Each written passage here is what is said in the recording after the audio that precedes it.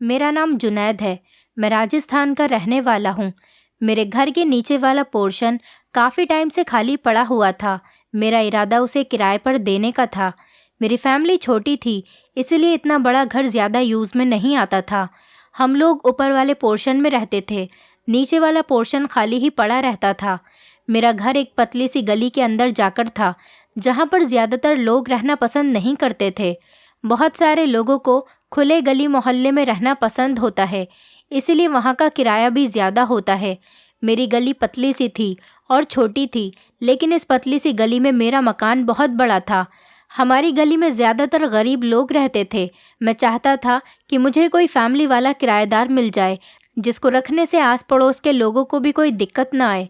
अब मेरी गली पतली थी, इसलिए किराएदार वहाँ के कम किराया देने को ही तैयार होते थे, और मैं इतना कम किराया नहीं लेना चाहता था।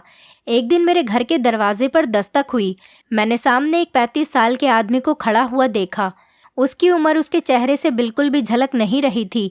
उसे देखकर लग रहा था कि वो कोई 18 साल की उम्र का है। उस लड़के की हेल्थ से नहीं लगता था कि वो 35 साल का है। उसकी हाइट भी कम थी।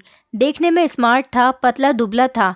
उसने ब्लू कलर की चेक की शर्ट और ब्लैक कलर की डेनिम पहनी हुई थी। ऐसा लग रहा था जैसे वो काफ़ी पढ़ा लिखा हो। मुझे तो वो आदमी बहुत ही ज़्यादा अच्छा लगा था, लेकिन बेचारा लंगड़ा था। शायद किसी हादसे में अपनी एक टांग गंवा बैठा था। लेकिन उस टाइम वो हमारे घर पर अकेला ही खड़ा हुआ था, और मैं अकेले लड़के लड़कियों को कभी भी अपने घर किराए पर नहीं रखना चाहता था। मैंने उससे पूछा कि आप कौन हो और यहाँ पर किस तरह आना हुआ।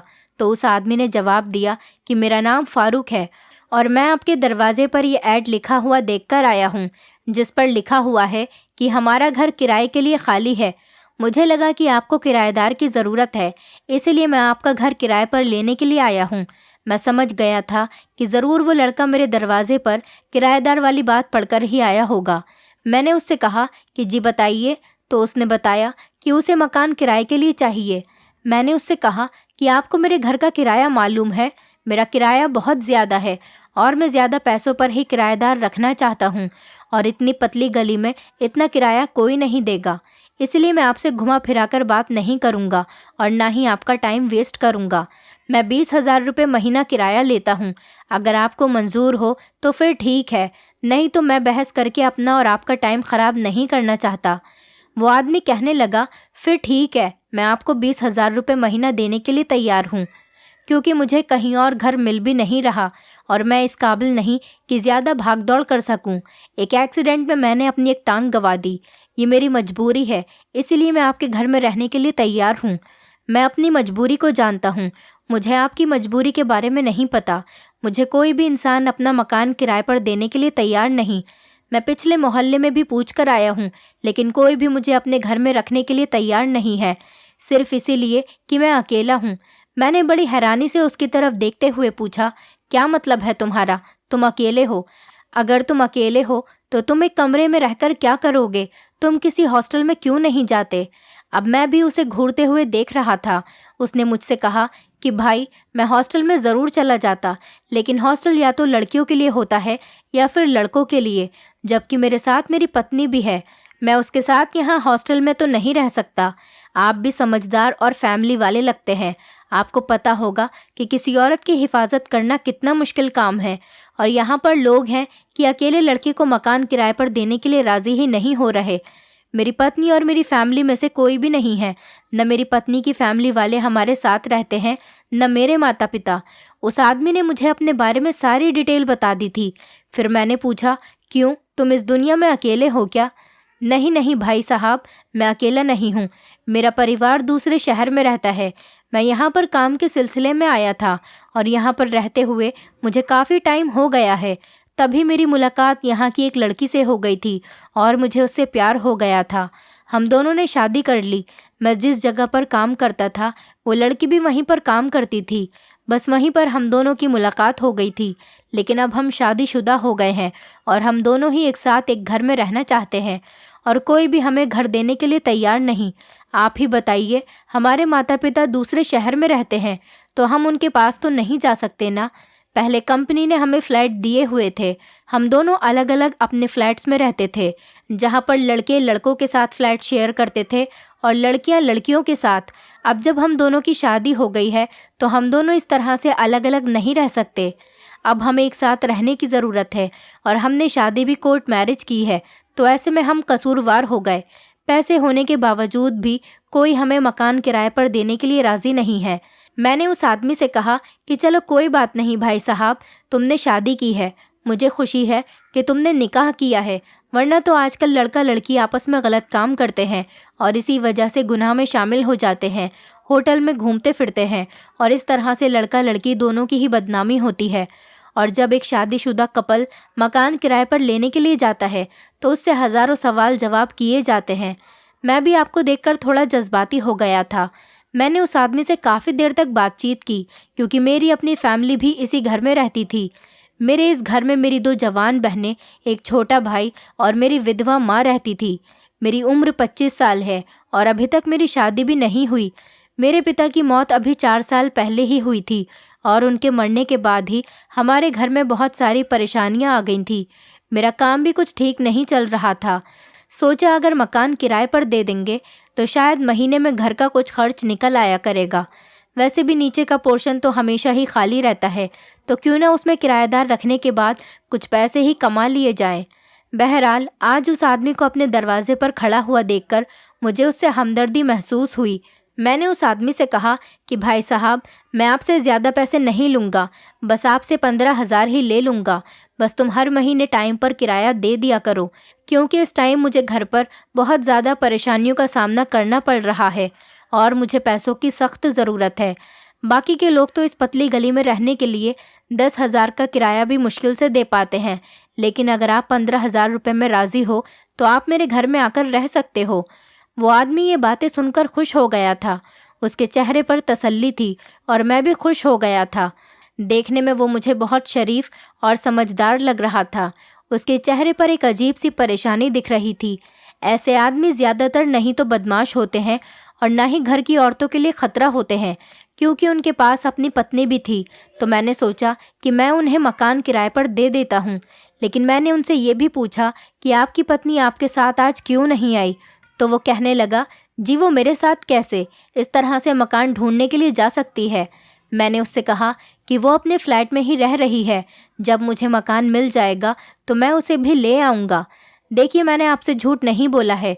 मुझे पता है अगर मैं आपसे किसी तरह का झूठ बोलूँगा तो आप मुझे घर से निकाल देंगे। कल आप मेरी पत्नी को खुद देख लेना, मैं उसे कल ही लेकर आ जाऊँगा। उस आदमी ने मुझसे नीचे वाले पोर्शन की चाबियाँ उसी टाइम ले ली थी। मैं अपनी माँ को ये खुशखबरी सुनाने के लिए सीढ़ियाँ चढ़कर ऊपर जा ही रहा था कि मेरी माँ वहीं सीढ़ियों पर खड़ी हुई मुझे मिल गई। उनके चेहरे पर बहुत सारा गुस्सा नज़र आ रहा था। वो सारी बातें तो सुन चुकी थी। मुझसे कहने लगी, जुनैद, तुम बहुत ज़्यादा बेवकूफ़ होते जा रहे हो। ऐसा लग रहा है तुमने अपनी अकल भी खो दी है। मैंने सुना था तुम बहुत ज़्यादा अक्लमंद हो, लेकिन तुमने तो इस अकेले आदमी को मकान की फ़ौरन ही चाबियां दे दी। जब वो कल अपनी पत्नी को साथ लेकर आता, तुम्हें तभी उसे चाबियां देनी चाहिए थीं। तुम्हें पता नहीं है, तुम्हारे घर में तुम्हारी 2-2 जवान बहनें भी बैठी हुई हैं। अगर वो रात को किसी भी टाइम अपने यार दोस्त के साथ घर में घुस आए तो क्या करेंगे हम? ऊपर से तुमने उसे ये भी बता दिया कि मेरे घर में मेरी 2 जवान बहनें और मेरी विधवा माँ भी रहती है। इस घर में मैं बड़ी हूँ, मुझसे बड़ा कोई नहीं है। इस तरह किसी अजनबी को अपनी डिटेल नहीं देनी चाहिए बेटा। अम्मी की डांट सुनकर मैं खामोश हो गया था, क्योंकि मैं समझ गया था कि गलती मेरी ही है। मुझे इस तरह से किसी अजनबी के सामने अपनी फैमिली की डिटेल्स शेयर नहीं करनी चाहिए। फ़िलहाल अब जो हो गया था उसका तो ऊपर वाला ही मालिक था, मैं तो कुछ नहीं कर सकता था। जो बातें मेरे मुंह से निकल गई थी वो वापस तो आने वाली नहीं थी। खैर, मैंने सोचा था कि कल जब वो अपनी पत्नी के साथ आ जाएगा तो देखा जाएगा, और अगले दिन ऐसा ही हुआ। सुबह के 8 बजे हमारे घर के बाहर एक बड़ी सी गाड़ी ने हॉर्न बजाया। मैं हैरान था कि उस आदमी के पास तो गाड़ी भी है, लेकिन गौर से देखा तो गाड़ी वो आदमी नहीं बल्कि गाड़ी को कोई लड़की चला रही थी। लेकिन लड़की कोई मॉडर्न नहीं थी, सीधी सादी सिंपल सी लड़की थी। मैं समझ गया था कि यकीनन वो अपने माता पिता की इकलौती औलाद होगी। उसके पास लगभग 20 लाख वाली कार थी, और 20 लाख रुपए की कार चलाना किसी आम इंसान के लिए बहुत बड़ी बात होती है। मैं उन्हें देखकर हैरान हो रहा था। मैंने दिल में सोचा कि अगर ये लोग चाहें तो अपनी कार बेचकर मकान खरीद सकते हैं।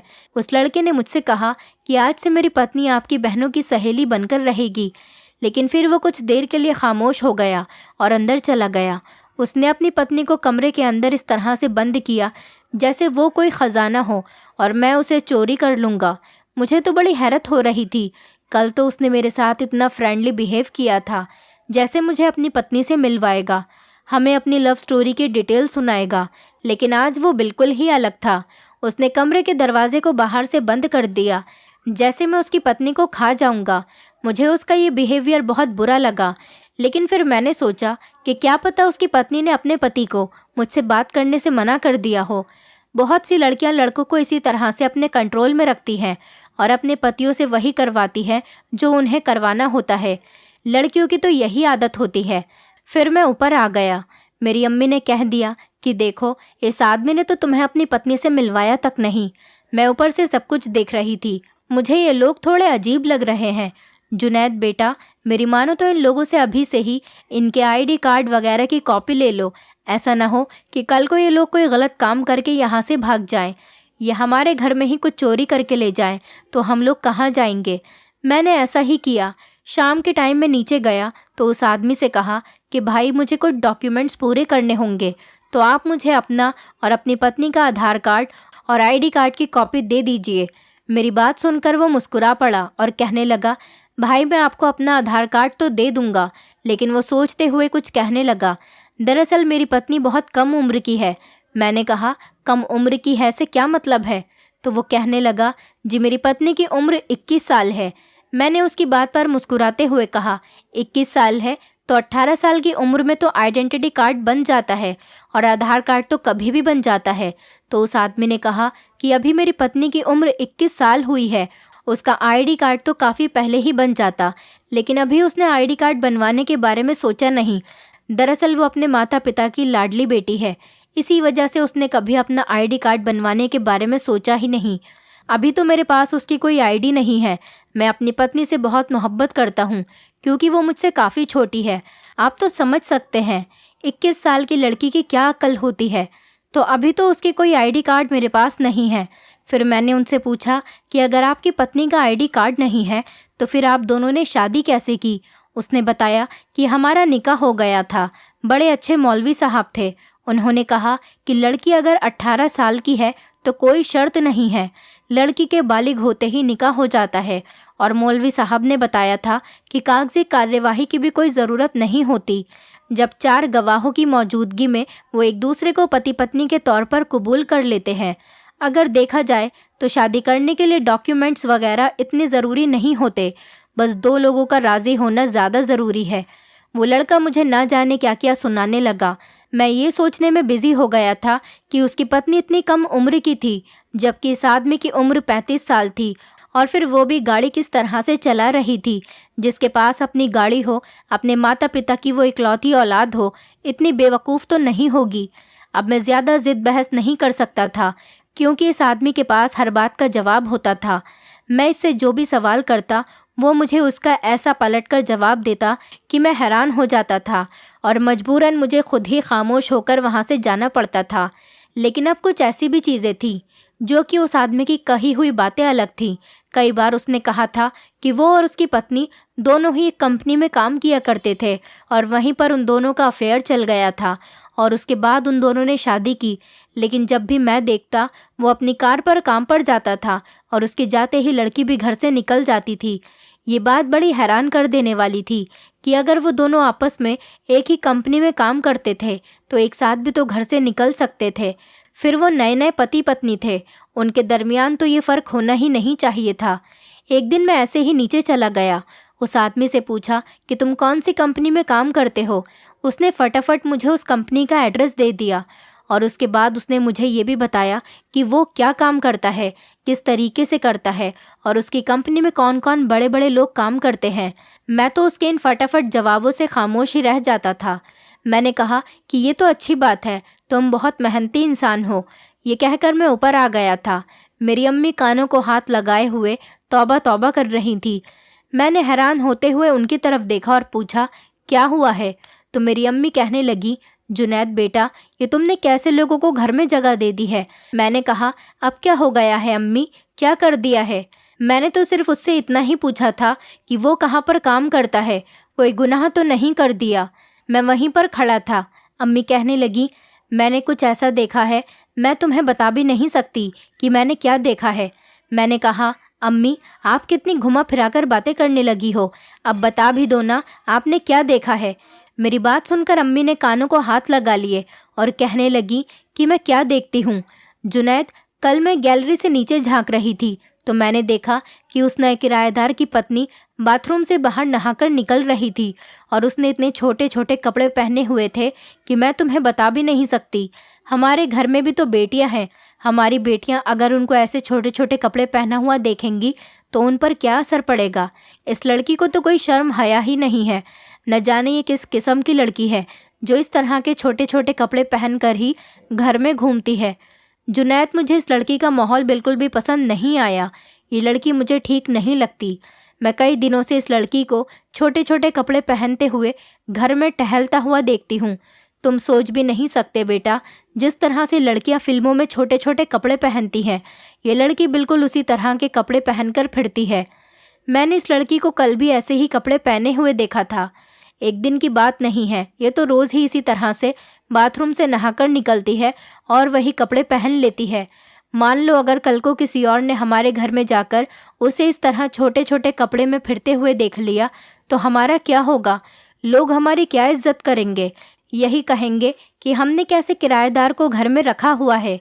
अम्मी की बात सुनकर मैं भी डर गया था। फिर हंसते हुए कहने लगा, अम्मी जान, तुम लोगों की जासूसियां मत किया करो। तुम्हें लोगों के घर में झांकने की क्या ज़रूरत आ पड़ी? पढ़े लिखे लोग हैं, कंपनी में काम करते हैं, इसीलिए इस तरह के कपड़े पहनते होंगे। और आजकल तो वैसे भी माहौल छोटे कपड़े पहनने का ही है। और आपका क्या हक बनता है कि आप किसी की गैलरी से नीचे झांक कर खबरें लो और फिर तुम मसाले लगा लगा कर मुझे बताओ। वो दोनों पढ़े लिखे लोग हैं, उनका माहौल बिल्कुल अलग है। अगर वो इस तरह के कपड़े पहनती भी है और उसके पति को इससे कोई एतराज़ नहीं है तो फिर हमें भी उसके ऐसे कपड़े पहनने पर कोई एतराज़ नहीं होना चाहिए। और इस तरह से कपड़े पहन भी लिए तो आपको कोई परेशानी नहीं होनी चाहिए। आप बेवजह उन लोगों पर निगाह मत रखा करो। मेरी बात सुनकर मेरी अम्मी भी हंस पड़ी और कहने लगी, ऐसी बात नहीं है बेटा, घर में तो जवान बेटियां हैं, मुझे बस अपनी बेटियों की फ़िक्र लगी रहती है, कहीं कोई मेरी बेटियों पर उंगली ना उठा ले। मेरी बेटियां बहुत शरीफ हैं और फिर तुम भी तो मेरे जवान बेटे हो। ऐसी लड़कियां एक के बाद एक लड़के को अपने जाल में फंसा लेती हैं। खैर, तुम खुद नीचे जाकर किसी दिन उस लड़की के पति को समझा देना कि इस तरह के कपड़े पहनकर घर में न घूमा करे, क्योंकि आसपास के लोग भी तो देख सकते हैं ना, और इस तरह से इस लड़की की खुद की भी तो बदनामी हो जाएगी। मैंने कहा, आप बिल्कुल ठीक कह रही हो अम्मी जी, लेकिन मैं उसके पति से इस तरह की बात नहीं कर सकता, वरना वो सोचेगा कि शायद मैं भी तुम्हारी तरह नीचे झांक झांक कर देखता हूँ। फिलहाल बात पूरी करके मैं अपने घर से निकल आया था, लेकिन मैंने सोचा था कि मेरी माँ जो मोहल्ले से और आसपास के लोगों की वजह से परेशान और फिक्रमंद थी, वो बिल्कुल ठीक थी। और बिल्कुल ऐसा ही हुआ था। ठीक 2 दिन के बाद जब मैं सामान लेने के लिए अपनी गली से बाहर जा रहा था तो मुझे किराना स्टोर पर खड़े हुए हमारे घर के सामने रहने वाले वाजिद साहब ने रोक लिया। वाजिद साहब बहुत पढ़े लिखे आदमी थे और हमारी गली में रहते हुए तकरीबन उन्हें 25 साल हो गए थे। पूरे परिवार के साथ वो यहाँ पर रह रहे थे। वाजिद साहब के माता पिता की मौत हो चुकी थी। अब वो अपनी पत्नी और अपने बच्चों के साथ घर में रहते थे। मुझे देखते ही उन्होंने मुझे अपने पास आने का इशारा किया। कहने लगे, अरे जुनैद बेटा, मुझे तुमसे एक ज़रूरी बात करनी है। वाजिद साहब बहुत ज़्यादा परेशान लग रहे थे। मैंने कहा, जी जी वाजिद साहब, कहिए क्या बात है। तो वो कहने लगे, दरअसल जो बात मैं आपसे करना चाहता हूँ वो मैं नहीं बल्कि मोहल्ले के 3-4 बड़े बड़े और लोग भी आपसे बात करना चाहते हैं। आप बताओ, अगर आज तुम किसी टाइम फ्री हो तो गली के कुछ लोगों के साथ मीटिंग पर आ जाना, सारी बात वहीं पर होगी। हम सब गली के लोग तुमसे बात करना और मिलना चाहते हैं। मैंने कहा, अरे वाजिद साहब, मैं कब से कोई ऐसा सेलिब्रिटी बन गया कि लोग मुझसे बात करना चाहते हैं। वाजिद साहब ने कहा, नहीं, ऐसी कोई बात नहीं है। दरअसल तुमने जिन लोगों को मकान किराए पर दिया हुआ है, हम उनके बारे में तुमसे कोई बात करना चाहते हैं। मैंने वाजिद साहब को समझाने की कोशिश की तो उन्होंने हाथ उठाकर मुझे रोक दिया और कहने लगे, कि यहाँ पर बात नहीं करते हैं, रात को ही आप मेरे घर पर आ जाइएगा, वहीं पर मीटिंग होगी और वहीं इस बारे में बात होगी। मैं परेशान हो गया था, न जाने ऐसी कौन सी बात थी। मुझे अम्मी की बात याद आने लगी। यकीनन वो ठीक ही कह रही थी कि ज़रूर मोहल्ले में आसपास किसी न किसी ने उस लड़की को छोटे छोटे कपड़ों में घूमते हुए देख लिया होगा। क्या पता जो लड़की कमरे के अंदर ऐसे फिरती है, घर के आंगन में भी वो ऐसे ही फिरती होगी। ऐसा तो फिर आस पड़ोस की औरतों ने भी ज़रूर नोटिस किया होगा। औरतों का तो काम ही दूसरों के घरों में झांकना और उनकी तरह तरह की खबरें लेना है और फिर मसाले लगाकर अपने पतियों को बताती होंगी। बस यही बातें थी जो मुझे डरा रही थी। मैंने सोचा कि मैं रात को वाजिद साहब के पास जाने से पहले अपने किराएदार से ज़रूर बात करूँगा। वो वैसे भी मुझे 2-3 दिन से दिखाई नहीं दे रहा। शाम के 7 बजे मैं वाजिद साहब की तरफ निकल गया। उनके घर पर गया तो वहाँ पर गली के काफ़ी सारे लोग बैठे हुए थे और सबके चेहरे पर तेवर अलग ही दिखाई दे रहे थे, जिन्हें देखकर मैं डर गया। मुझे पता चल चुका था कि ये लोग बहुत ज़्यादा गुस्से में यहाँ पर बैठे हुए मुझे देख रहे हैं और मुझसे बड़े नाराज़ लगते हैं। मैं जब गया तो मैंने जाते ही उन लोगों से पूछा कि क्या बात है, मैं आपके गुस्से की नाराज़गी की वजह जान सकता हूँ। उन्होंने कहा, देखो बेटा जुनैद, हम सब शरीफ लोग हैं, इस मोहल्ले में रहते हैं और तुम्हारे घर में जो किराएदार आए हैं उनकी हरकतें बिल्कुल ठीक नहीं हैं। तुम्हारे घर में जो किराएदार आदमी है वो रंग बिरंगे लोगों को घर में लेकर आता है। मैंने कहा, आप लोग कैसी बातें कर रहे हैं? मैं तो मकान मालिक हूँ, अपने किराएदारों पर यकीन रखता हूँ और नज़र भी रखता हूँ। वो तो सिर्फ पति पत्नी हैं जो एक साथ पता नहीं कब से रह रहे हैं और आज आप लोगों को इतने महीनों बाद ये बात याद आई है। उन लोगों को यहाँ पर रहते हुए 4 महीने हो गए हैं। कहीं आप लोगों को इस बात की तकलीफ़ तो नहीं हो रही कि जुनैद को इतना ज़्यादा किराया कैसे मिल रहा है, इतनी पतली सी गली में घर होने के बावजूद भी? मेरी बात सुनकर वाजिद साहब ने नाराज़गी से मेरी तरफ देखा। कहने लगे, हमें तुम्हारे मुंह से ये बात सुनकर बहुत अफसोस हुआ जुनैद बेटा। हमने तो नहीं सोचा था कि तुम हमारे बारे में इतना गलत सोचते हो। बात यह है कि तुम्हारा घर अब घर नहीं रहा, तुम्हारा घर अब कोई और जगह ही बन गया है। मैंने खड़े होकर गुस्से में आकर कहा, अरे आप लोगों का क्या मतलब है? तो वाजिद साहब ने कहा कि हमारा मतलब बिल्कुल साफ़ है। तुम्हारे घर में तरह तरह की औरतें आती हैं। उन लड़कियों का चेहरा तो ढका हुआ होता है, लेकिन हम उन लड़कियों को आते हुए काफ़ी टाइम से देख रहे हैं। हर 15 दिन में एक नई लड़की तुम्हारे घर पर आती है। पता नहीं तुम्हारा ध्यान कहाँ पर होता है। शायद ज़्यादा किराया देखकर तुम्हारी आंखें खुल गई हैं और दिमाग बंद हो गया है, वरना हमें तो साफ नज़र आता है कि तुम्हारे घर में हर 15 दिन में एक नई औरत आने लगी है। तुम्हें इन लोगों को मकान किराए पर दिए हुए कितना टाइम हो गया? इतने दिनों में ही हम यहाँ पर 4-5 लड़कियों को आते हुए नोटिस कर चुके हैं और अभी उन लोगों को यहाँ पर रहते हुए 6 महीने भी नहीं हुए। तुम्हें क्या लगता है हम सब बेवकूफ़ हैं? बाकी लोगों ने भी ऐसी ही बातें कही हैं। वो आदमी हर बार किसी नई लड़की को लेकर आता है, या तो वो किसी दूसरे को भी बुलाता है या फिर वो लोग तुमसे कोई बात छुपा रहे हैं। देखो जुनैद बेटा, हमें तुम पर बहुत भरोसा है। तुम जवान हो, अब तुम्हारे पिता भी इस दुनिया में नहीं, इसलिए हमारा काम तुम्हें समझाने का है। और हम सब भी इसी मोहल्ले में रहते हैं। सिर्फ तुम ही इस मोहल्ले में नहीं रहते बेटा, बाकी और भी लोग रहते हैं और सबकी बेटी बहू की इज्जतें हैं यहाँ पर। ऐसे में अगर हमारे मोहल्ले में ये काम शुरू हो जाएगा तो फिर हम लोग कहाँ जाएंगे? मुझे सबकी बातें सुनकर बहुत ज़्यादा गुस्सा आ रहा था। मैंने कहा, अगर आप लोगों को ऐसा ही लगता है तो आप सब लोग उस आदमी को अपने पास बुलाकर उससे बात कर लें। मैंने तो जब उसे किराए पर मकान दिया था तो तब उसके पास एक ही लड़की थी और वो उसकी पत्नी है। अब आप लोग कह रहे हैं कि घर पर काफ़ी सारी लड़कियां आती हैं।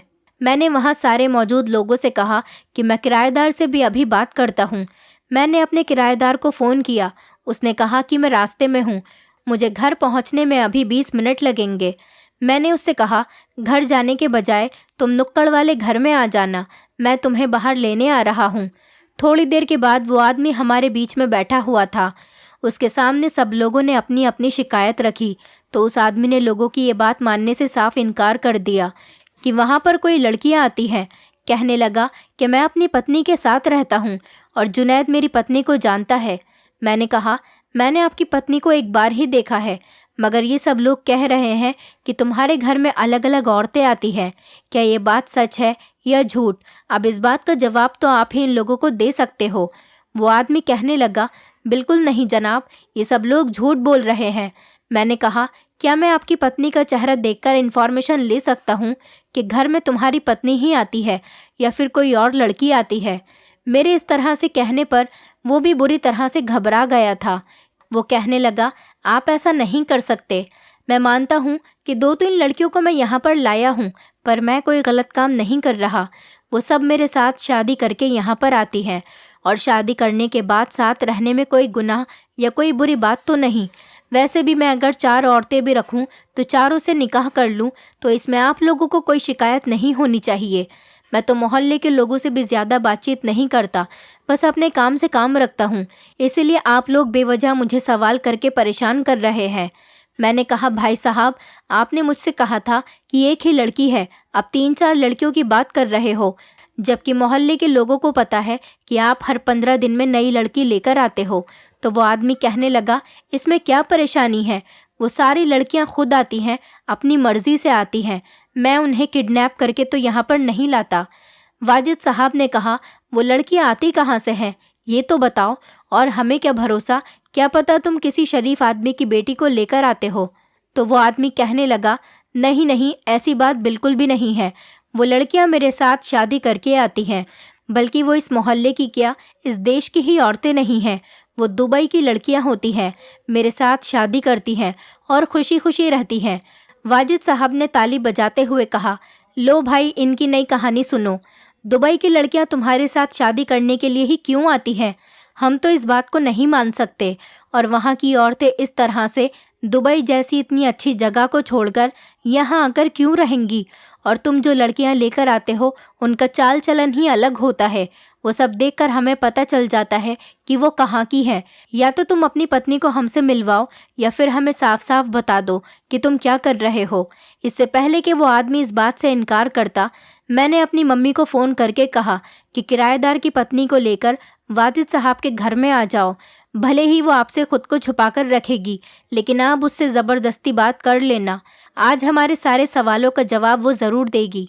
ऐसा भी हो सकता है शायद वो लड़की भी हमसे बात करना चाहती हो। लगभग 15 मिनट गुजर गए थे और वो लड़की मेरी अम्मी के साथ वाजिद साहब के घर में दाखिल हुई। उसने मॉडर्न टाइप के कपड़े पहने हुए थे। वो किसी फिल्म की हीरोइन की तरह लग रही थी। उसे देखकर ऐसा लग रहा था कि ये किसी दूसरे देश की है। उसने अपनी भाषा में हमें बताना शुरू किया कि ये जो आदमी है उसके साथ रहता है, उसे धोखा देकर यहाँ पर लेकर आया है। इस आदमी ने पहले सोशल मीडिया के ज़रिए मुझे फंसाया और जब मैं यहाँ आई तो मैंने देखा कि ये कोई लड़का नहीं बल्कि ये तो 35 साल का आदमी था। ज़बरदस्ती इसने मेरे साथ शादी कर ली और फिर जब बच्चा हो गया तो बच्चे की जिम्मेदारी उठाने से मना कर रहा है। मैं इसकी खातिर दुबई से यहाँ पर आई थी, बल्कि ये तो कहता है कि हर महीने मेरे जैसी कई लड़कियाँ इसके पीछे पागल रहती हैं और शादी करने की वजह से अपना मुल्क छोड़कर यहाँ पर आ गई हैं। लेकिन इसका कहना है कि ये किसी से भी शादी जब तक नहीं करेगा जब तक वो अपना सारा बैंक बैलेंस इसके नाम नहीं कर देती। मैंने इस आदमी को धमकी दी थी कि अगर यही सब चलता रहा तो मैं दुबई की हुकूमत से मदद लेकर पुलिस बुलवाकर इसको इतना पिटवाऊंगी कि ये सारी ज़िंदगी याद रखेगा। हमने जब उस आदमी से बात की तो उसने कहा कि वो ये काम फेसबुक से लड़कियां फंसाने के लिए करता है। लड़कियों के साथ कुछ टाइम रहता है, फिर उनका ऐसा दिल दुखाता है कि वो खुद ही यहाँ से भाग जाती हैं। मैं बड़ा हैरान था कि उस 35 साल के आदमी के अंदर इतना ज़्यादा हुनर कहाँ से आया था कि दुबई की लड़कियां फंसाकर यहाँ लेकर आ रहा था। हमसे तो 24 साल का होते हुए भी आज तक कोई लड़की नहीं पटी थी और इस आदमी के पास न रुपये थे, न पैसे थे और ना ही कोई ख़ास शक्ल थी। फिर भी दुबई की गोरी गोरी लड़कियां इसके पास आ रही थीं। आज तक मैंने बिना किसी सूरत शक्ल के या बिना किसी पैसे रुपए के किसी औरत को किसी मर्द के लिए इतना पागल होते हुए देखा था। क्या लड़कियां प्यार में इतनी ज़्यादा पागल हो जाती हैं? लेकिन हाँ, एक औरत अपना सब कुछ एक मर्द की बातों में आकर कुर्बान कर देती है। तो जो लोग हर टाइम यही शिकायत करते रहते हैं कि उनकी पत्नी उनसे खुश नहीं रहती, ये कहानी उनके लिए एक नसीहत है कि अगर एक औरत सिर्फ बातों की बुनियाद पर अपना सब कुछ छोड़ छाड़ कर 7 समुंदर पार तक आ सकती है, तो आपकी पत्नी आपके साथ क्यों खुश नहीं रह सकती? तो ज़रूर फिर आपके अंदर ही कोई कमी होगी, आपकी बातें ही कड़वी होंगी। उस आदमी को तो हमने पुलिस के हवाले कर दिया। पुलिस ने धोखाधड़ी के केस में उसको बंद कर लिया और उस लड़की को इंसाफ मिला या नहीं मिला ये हमें पता नहीं, क्योंकि वो लड़की हमारा घर खाली करके जा चुकी थी। एक औरत जितना मर्द की बातों से खुश हो सकती है, ऐसी खुशी उसे दुनिया की कोई चीज़ नहीं दे सकती। इसलिए अपनी पत्नियों के साथ प्यार से बात किया करें। ये न हो कि आपके बजाय ये काम कोई और करके गलत फ़ायदा उठा रहा हो। इसलिए औरतों की इज्जत किया करें, उन्हें अपने घर में ज़्यादा से ज़्यादा खुश रखने की कोशिश करें। औरतें हमारे लिए बहुत सारा सेक्रीफाइस करती हैं। दोस्तों, उम्मीद करती हूँ आपको हमारी कहानी पसंद आई होगी। कहानी पसंद आई है तो वीडियो को लाइक करें, चैनल पर नए हैं तो चैनल को सब्सक्राइब करें और हाँ, नोटिफिकेशन बेल को ज़रूर दबाएं ताकि अगली अपडेट सबसे पहले आपको मिले।